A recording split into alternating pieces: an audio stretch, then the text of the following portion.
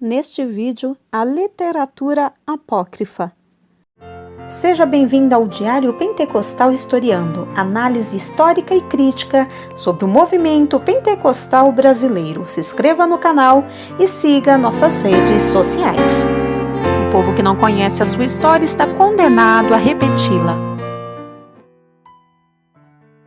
Definição, data, local, autores e circunstâncias em que foram produzidos. Leslie Fuller encarece a importância da literatura apócrifa, a qual surgiu nos anos que medeiam de Malaquias a João Batista, o precursor do Senhor Jesus Cristo. A seu ver, 3 fatores preponderantes constituem a contribuição dessa literatura para o estudo da Palavra de Deus.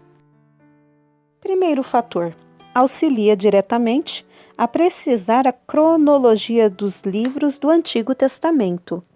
Revela-nos com perfeição o ambiente helênico em que se processavam tantas transformações e que conduziram ao mundo e ao ambiente em que Jesus viveu. Habilita o estudante da Bíblia a uma melhor compreensão da história de Israel. A literatura produzida nesse período é extremamente vasta. Daremos ligeiras informações sobre tão importantes escritos. Diversos nomes foram dados à literatura desse período: apócrifa, pseudoepigráfica e apocalíptica. Apócrifa é um vocábulo grego que significa oculto e era usado primitivamente em literatura para designar o que se achava em sigilo aos iniciados e revelado aos sábios. Séculos mais tarde, serviu para designar escritos de segunda classe. Nos dias de Jerônimo, designava a literatura ilegítima ou falsa, isto é, não inspirada. Esse sentido permaneceu. Hoje, apócrifo significa falso, que não apresenta autenticidade, ilegítimo e etc. Como usualmente entendemos, refere-se à coleção de livros não canônicos incorporados à Septuaginta e à Vulgata, mas que foram rejeitados por judeus e protestantes.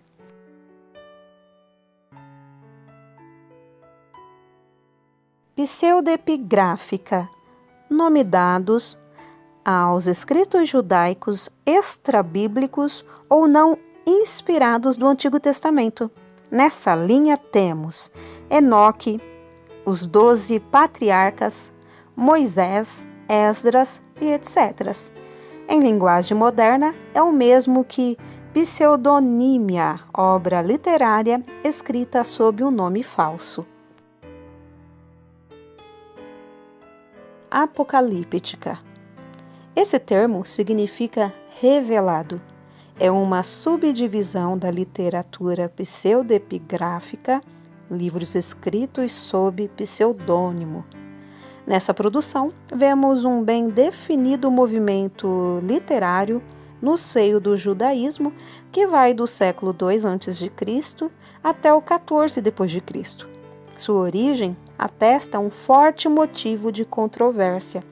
A rápida e assombrosa divulgação dos livros apocalípticos só pode ser atribuída à própria natureza das mensagens ou aos assuntos versados em tais escritos.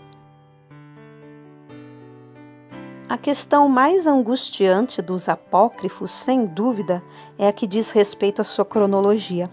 As escolas teológicas discutem qual livro apareceu primeiro.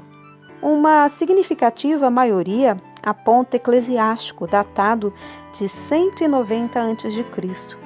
Desse modo, multiplicam-se as hipóteses e algumas chegam a extremos, como afirmar o aparecimento dos primeiros livros 300 anos antes de Cristo, ou então datá-los até 3 séculos depois de Cristo. Leslie Fuller situa grande parte dos apócrifos entre 100 a.C. e 130 d.C. Com as mesmas dificuldades lutam os apócrifos do Novo Testamento. Em se tratando de literatura apócrifa, para nós apenas de valor histórico e literário, prescindiremos dessa parte, deixando o assunto para os especialistas. Se a questão cronológica é quase insolúvel, não menos é a do local onde os apócrifos foram produzidos. Os estudiosos da matéria não chegam a um acordo. Para cada livro, são apontadas dezenas de lugares possíveis onde os apócrifos teriam sido escritos. Só esse lado da questão consumiria boa parte do nosso tempo e nos levaria a estudos exaustivos. Para estudos aprofundados da matéria, remeteremos o prezado ouvinte ao excelente comentário de Lange, ao volume dedicado a tal literatura, onde se fazem os mais minuciosos e consumados estudos sobre todos os aspectos dos apócrifos. Determinar os autores dos apócrifos é uma questão complicada para os críticos. Sabe-se, por exemplo, que os Macabeus não foram escritos por nenhum membro dessa histórica família. Daniel não escreveu a parte suplementar das suas profecias conhecidas como acréscimos a Daniel. Salomão não escreveu o Sabedoria, e assim sucessivamente. Os nomes de Salomão, Daniel e outros ilustres personagens foram dados aos livros por uma questão de prestígio pessoal. A Igreja Católica Romana resolve o problema valendo-se da autoridade. Assim, para ela, acréscimos a Esther foram escritos por Mardoqueu. Acréscimos a Daniel, por Daniel. Sabedoria, por Salomão. Eclesiástico, por Jesus, filho de Siraque. Desse modo ingênuo, vai se determinando autor por autor dos apócrifos. Entretanto, para os espíritos livres, baseados em críticas judiciosas e moderadas, o problema se apresenta muito mais complexo. Pela data e pelo local em que cada apócrifo foi produzido, deduz-se que os nomes dados aos livros não coincidem com a realidade, de onde os fatos nos mandam concluir que tais nomes são supostos e não verdadeiros.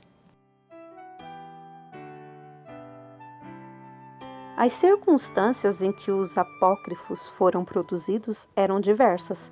Se aceitarmos a data máxima dos modernos especialistas para a escrita dos primeiros apócrifos, ou seja, 300 a.C., penetraremos então no ambiente em que tal literatura realmente apareceu. Dentre as muitas circunstâncias, destacamos estas. Após os últimos profetas, Ageu, Zacarias e Malaquias, a profecia emudeceu.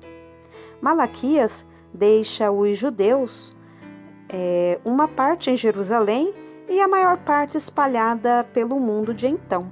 Os profetas falaram sobre as grandiosas promessas divinas, apontaram os tempos opulentos e descreveram o Messias, bem como o seu reino de glória.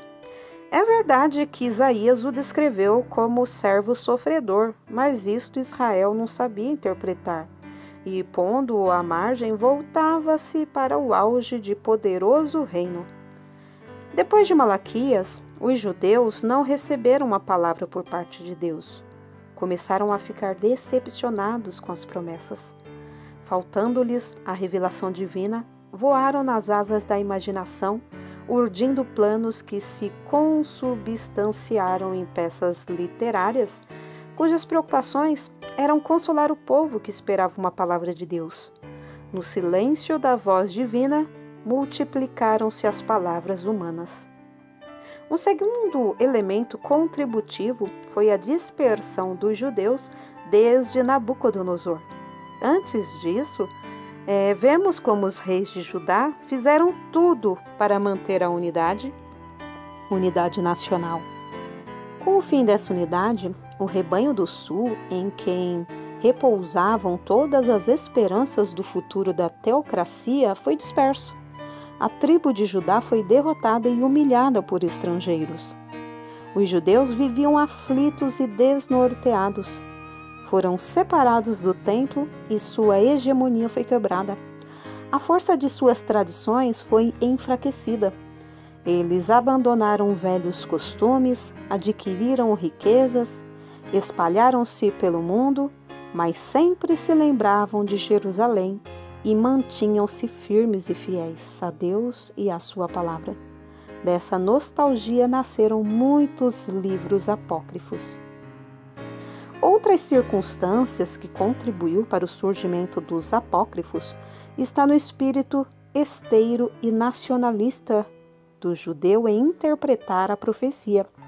Eles eram exageradamente imediatistas. Concebiam um reino messiânico temporal e segundo os caprichos de uma nação, de um povo. Recorriam às profecias do Antigo Testamento e faziam tudo para que essas atendessem às exigências de Israel. Frustradas as possibilidades, eles recorriam à imaginação. Assim, o conteúdo de diversos livros apócrifos é uma tentativa de harmonizar o que Deus prometeu nos profetas com as contingências da época em que viviam. Mas não é tudo. Há outro motivo. Os pontos anteriores podem ser comparados a pequenas vertentes que se vão avolumar nesta, formando uma corrente. Referimos-nos às perseguições movidas pelos sírios contra os judeus após a morte de Alexandre o Grande. Quando essa perseguição recrudesceu, a literatura apócrifa multiplicou-se. Um povo tradicional que esteve nos fastígios da glória, povo forte e respeitado, agora, porém, era vilipendiado. Como se não bastasse, seu templo foi profanado e os tesouros do seu passado foram conspurcados. Vem a reação que começa com o despertar do sentimento nacionalista. Raia-lhes uma manhã de esperança, rompe-lhes um sol de justiça, unem-se, lutam e vencem. Os apócrifos aparecem tanto para conclamar o povo a se unir a fim de reivindicar os seus direitos ultrajados por estrangeiros impiedosos, como para cantar as vitórias concedidas por Deus. Esse é o caso dos 2 livros de Macabeus, um dos mais lindos e mais plenos do patriotismo ardoroso.